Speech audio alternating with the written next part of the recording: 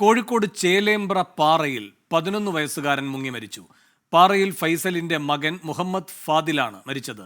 കുട്ടിയെ ഇന്നലെ മുതൽ കാണാനില്ലായിരുന്നു. അഭിജിത്ത് മുഴക്കുന്നു കോഴിക്കോട് നിന്ന് കൂടുതൽ വിവരങ്ങളുമായി ചേരുന്നു. അഭിജിത്ത്, എന്തൊക്കെയാണ് വിവരങ്ങൾ?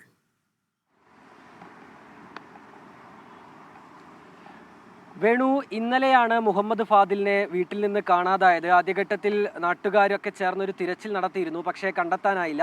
പിന്നീട് ഫയർഫോഴ്സിനെ വിവരം അറിയിക്കുകയും തുടർന്ന് ഇന്ന് രാവിലെ സമീപത്തുള്ള ഈ വെള്ളക്കെട്ടുകളിലൊക്കെ പരിശോധന നടത്തിയിരുന്നു. അങ്ങനെയാണ് ഇപ്പോൾ പുള്ളിക്കടവ് പാലത്തിന് സമീപത്തുള്ള ഒരു വെള്ളക്കെട്ടിൽ നിന്ന് ഈ ഫാദിലിൻ്റെ മൃതദേഹം കണ്ടെത്തിയത്. നിറയെ ജലാശയങ്ങളുള്ള ഒരു പ്രദേശമാണിത്.